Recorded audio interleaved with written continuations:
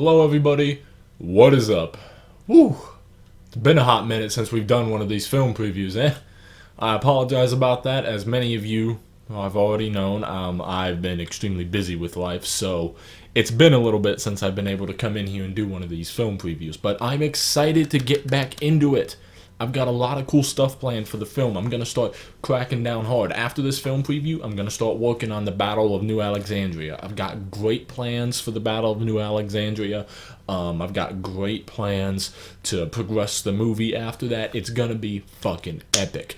However, enough of the bullshit. Let's cut down to the nitty-gritty and point of this video, the preview of the film. So this topic today is going to be covering how I'm handling this bitch right here and her little group, the Scavengers. Now, what do I mean by this? Well, basically, it means how am I portraying them in the movie? Am I going to give them a good storyline? Am I going to give them an integral part of the movie? Am I going to just, make them an important role in the movie better than they were in the show to begin with? No. You know what I'm going to do? I'm going to fucking kill every single one of them off. Yes, that's right. I'm going to completely remove the Scavengers from the storyline. Now, I know some of you are already going, but wait. In Season 9, Jadis lives. She's one of the Scavengers. What about her? Nah, I'm killing her off, too. I know some of you are probably going, but she's alive in Season 9. Well, this movie has never been about canonicity, because if it was, the events would have to play out exactly like they did in Season 8, and this is a redesign of Season 8. So, in my opinion, I don't think the rules of having to keep certain characters alive really apply, because this movie, the only point of it is to express how I would have handled Season 8. That's the whole point of this movie to begin with. So, I'm just completely removing the Scavengers from the fucking equation. Now, how am I removing them? Well, there's two parts to this, and I want to show you both parts. However, I will show the majority of the clip at the end. This first part, I'm just going to skim through, because this scene plays out largely the same as in the show. Many of you remember the first time when Rick, in episode 6 of Season 8, came to the Scavengers and, asked them for help. I'll play this full clip at the end, like I always do, by the way, but I'm just skimming through this one real quick. Just so you know, he's coming to the Scavengers and he's like, oh yeah, hey, you should give me a hand. And then she goes, no, like so. My people will win. You can switch sides and be a part of the next world at Alexandria, the Hilltop, and the Kingdom. Or we destroy you. And then, of course, Jada says no. Yes or no? What's it gonna be? No. Rick's not too happy about it. He's just like, well, your loss. So then they carter him away. Now, I want you to keep a very important detail in note. Keep note of this building that they're taking him to, or this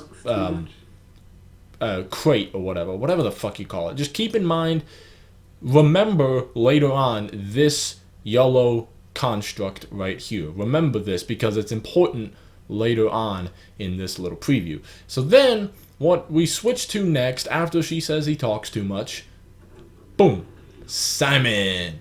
Our man Simon. Simon gathers up his buddies, and they go on over to the Scavengers. Obviously, the Scavengers don't like them very much. Now, keep in mind something. This movie is not going to include the scene where Rick gets the Scavengers on his side and takes them to the Savior's compound, because if you've been watching the previous film previews, you already know the the whole storyline of the Savior's compound being swarmed by walkers and Rick and all them, saying they're gonna go to the sanctuary while it's surrounded by walkers at least and make them surrender. That whole shit doesn't happen. There is a reference to them going to the sanctuary in 2 days to end this in my movie, but that's more referencing them saying, hey, we've killed all your fucking men, it's time to surrender or we're gonna burn you and the rest of the sanctuary to the ground. That's more what that would be referencing, rather than, hey, surrender or the walkers are gonna, kill you, or you're just going to die of starvation or dehydration or what the fuck have you. So that doesn't happen. Not to mention, in this timeline, as you saw, after Rick was imprisoned, it jumps to Simon gathering up his men to go to the Scavengers. So the time difference is like a few hours or so. Rick was just captured by the Scavengers earlier in this day. So this didn't happen too long ago. So keep that in mind. And this is still going to play out pretty interestingly, I think. I think you'll like how I did this. Whoa, whoa, whoa, whoa, whoa, Nelly, everybody. So, Now that that's out of the way, let's get down to the brass tacks. Bottom line, we will be taking all your guns and ammunition. Not RD. So the point of this scenario happening, I think, and it's referenced earlier in the movie, there's a meeting that I have happened between Negan and Simon where they discuss this. Negan does tell Simon he wants him to go get the garbage people. But I think this, in my movie, I try and warp it to make it look more like they just need their guns because they've been, fighting hard against Rick and the others. And while Eugene is there making them bullets, he's not making them guns, per se. And even so, Eugene can't make bullets like fucking lickety-split that quick. It takes a little time to make some bullets. So I decided to warp this element to go, okay, Negan sent Simon to the Scavengers to gather their weapons and ammunition. Instead of going there to, take their weapons because they sided with Rick. I think this works a little better in the storyline in this way, and it fits the Savior's homage of, we're going to take whatever we want from you just because you're with us. Now, this is why I wanted you to keep the Rick being imprisoned just a few hours prior to this event happening in mind, because, watch this. I like it. I like how I did this. It might be a little laggy. I apologize for that. No, it isn't. But we currently have a need.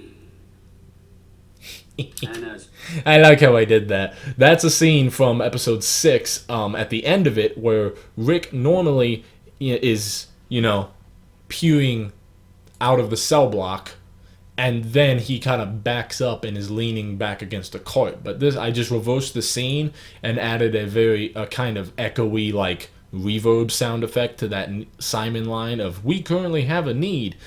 So it looks like this Simon is right outside that yellow crate that I told you to remember earlier, and Rick is in there and is just kind of peering through a little hole watching this whole thing play out.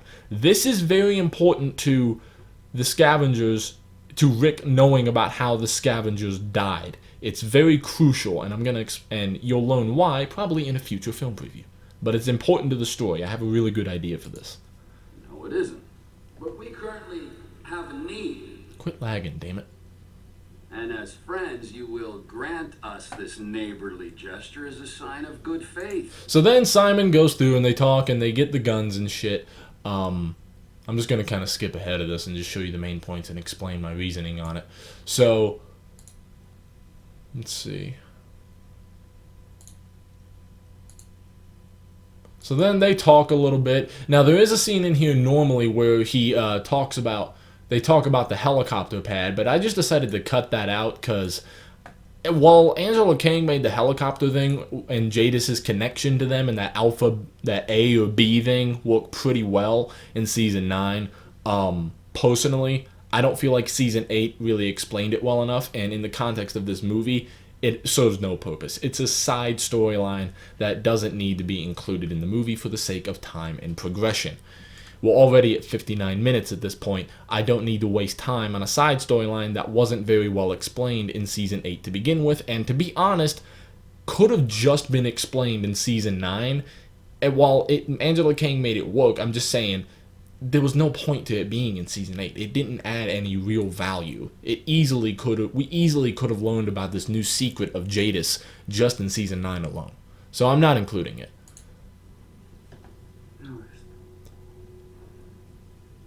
You have guns.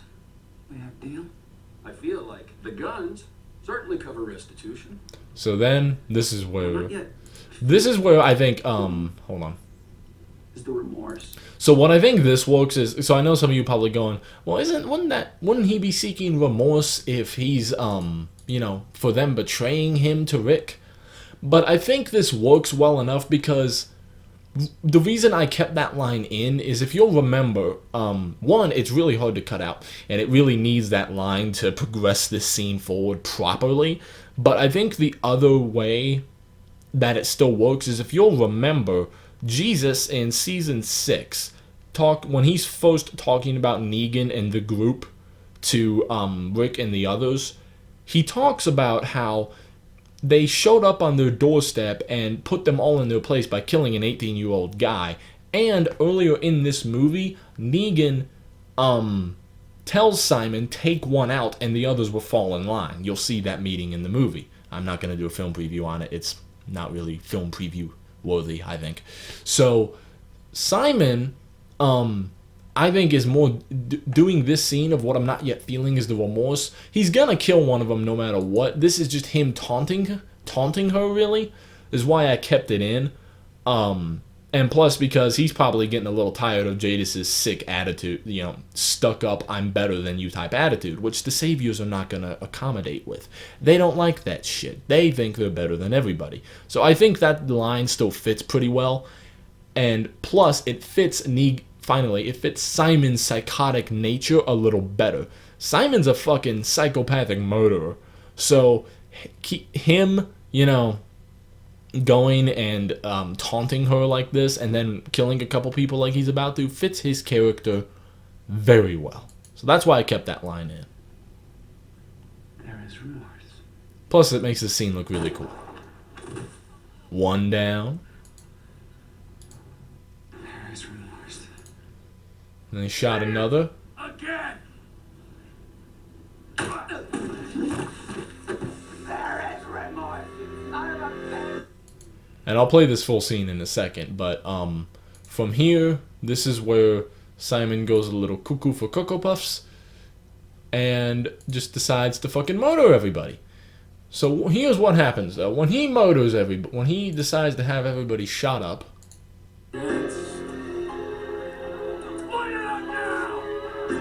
watch this. Hey, look who it is! It's Rick peering in on the whole thing. Come on, you gotta admit, that's pretty creative. I was happy with how that turned out, how I was able to warp that. So, what's happening is, originally in the show, we see, how many times do they go back to the Scavengers asking them for help? What, like 3-4 times or something? And they get no, like, every time, except for, like, I think the first time in season 7. And even then, Rick had to kill a fucking walker that was, like, dressed up in armor with spikes on it, and then he also had to get them guns, and then the motherfuckers still betrayed them. After that, I would have been done with their asses. But Rick apparently loves them, and Scott Gimple had to have them included in the storyline somehow. So, I think this scene works out really well in removing the necessity of Rick having to see them like 3 to 4 fucking times over and over again and apparently losing all common sense, because most people would agree, okay, after that being double-crossed like that, and then even if you think maybe, okay, Rick had a good idea going to, saying either you work with us or we'll kill you. But if they still said no after that, I would be done with their asses completely. So there's no point in him in Season 8, Episode 10, going back to the Scavengers again with Michonne. So I think this is a good way to still include Simon killing off the Scavengers, Rick going to the Scavengers one last time, I'll allow him that scene, and then also Rick still finding out about the Scavengers being killed all at the same time. The benefit of that is that in Season 8, Episode 12, when Rick and Negan have that little face-off and Rick gets Lucille and, burns it on fire and shit, there's a line that he says where he goes, why would I trust anybody like you after what you did to Jadis's people? And then Negan's like, what the hell are you talking about? Rick says, the Scavengers, you killed them, all of them. Normally in the show, he found out about that in Season 8, Episode 10, when he and Michonne went to see the Scavengers compound.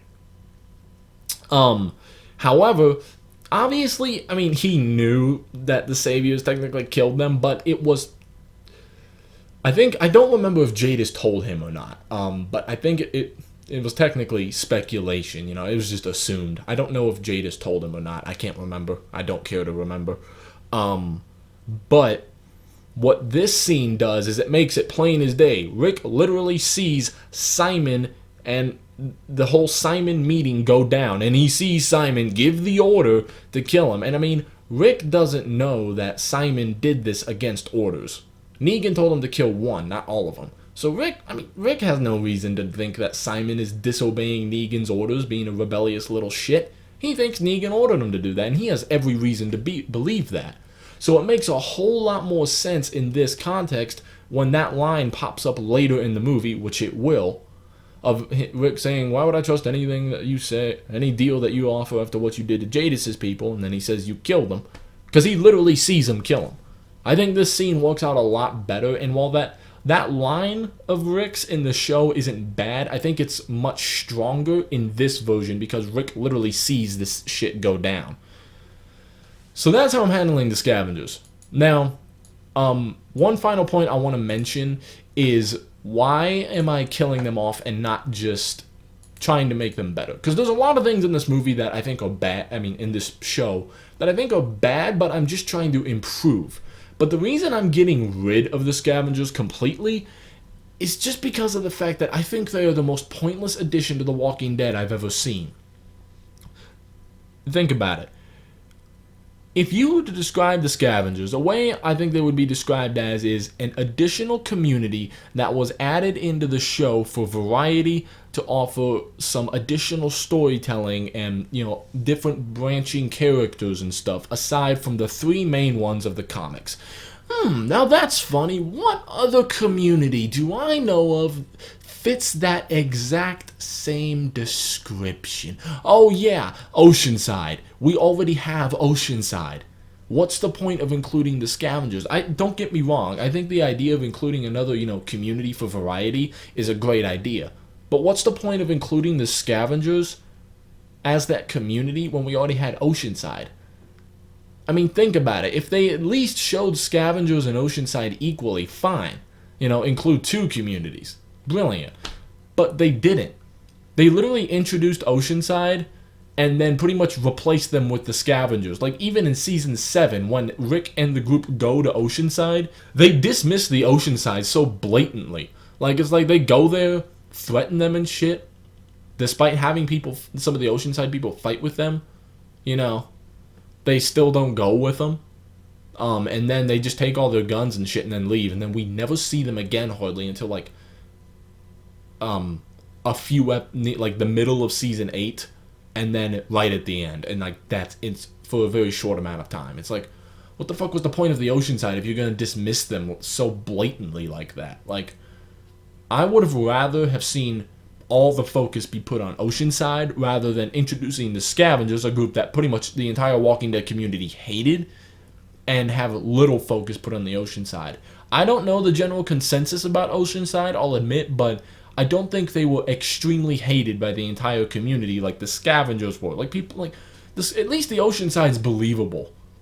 Like, granted, I think it's a little ridiculous to think that it's the entire community was, only the men were killed and then all the women and children were left to survive. Like, I find that to be a load of bullshit, but that's more believable than a group of Scavengers that, in the Walking Dead timeline, have survived for about a year and a half in total. Like, 2 years, I think, is the Walking Dead apocalypse timeline, speaking broken fucking English and living in a damn scavenger dump like that.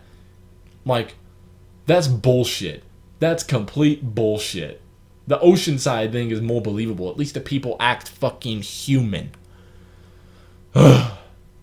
Sorry, the Scavengers pissed me off. So I was very happy to do this episode. So that's why I'm getting rid of the Scavengers. They're completely fucking useless. Now, I'm going to play the rest of this clip. Oh, not the rest of this clip, I'm sorry. The full clip of how I'm dealing with the Scavengers. I hope you've enjoyed this little adventure along with me of going to see how the Scavengers have been dealt with. Thank you all very much and have a wonderful day.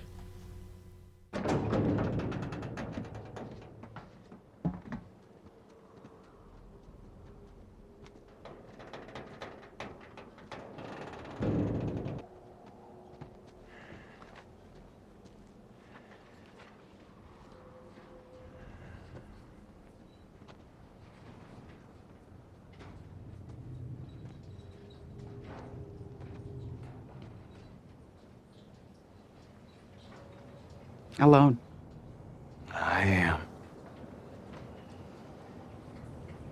Shot you. Grazed me. Why back after? For the same thing I wanted before. A deal. Shot you. You grazed me.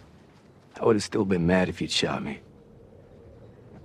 We kill your people. We killed some of yours too. I could have come with my people. Taken this place. You know I have the numbers for that now. You saw it. Still. Alone you. Need us to save you. Not anymore. Look, I get it. You take, don't bother. So you took Negan's deal. I'm here to offer a better one. My people will win. Your choice is to forget Negan, switch sides again, and be a part of the next world that Alexandria, the Hilltop, and the Kingdom will build together. Or we destroy you. Yes or no? What's it gonna be? No.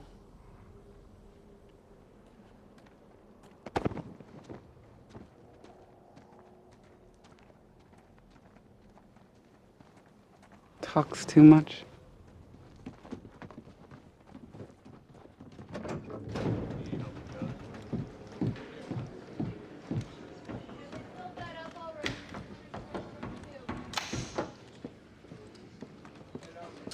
So? We lined up the hilltop? Gonna sit on our Dixamite more. Last, we're going to the landfill. No worries, Gary. Not a single one in the world.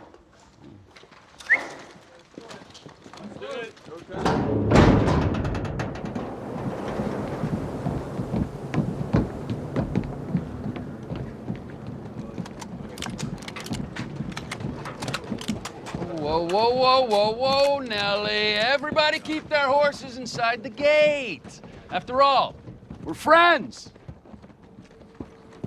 Right? Now that that's out of the way, let's get down to the brass tacks.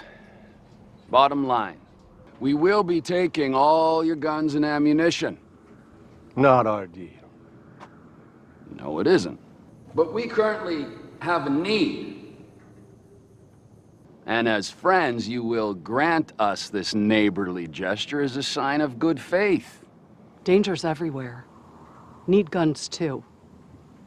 Not when you got us. And if and when the time comes for you to have guns, the Saviors will provide them for you.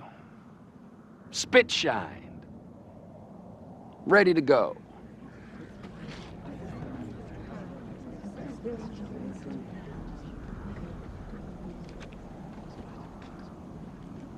Thank you.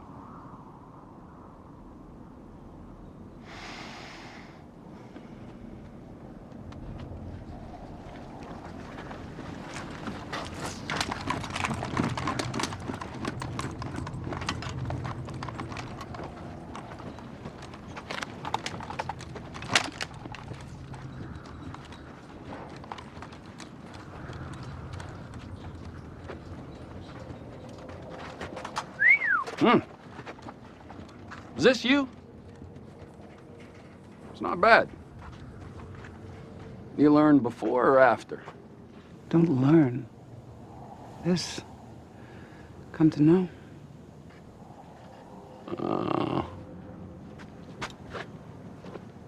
Why the dump? I mean, there had to be a better place to call home. Our place. Ours. You have guns. We have deal? I feel like the guns certainly cover restitution. But what I'm not yet feeling is the remorse. There is remorse.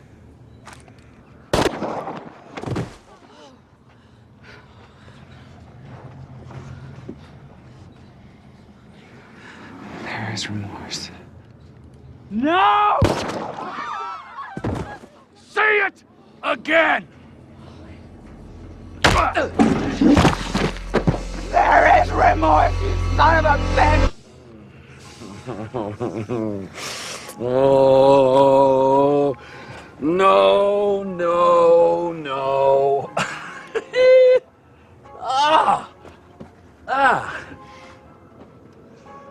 I don't think you mean that.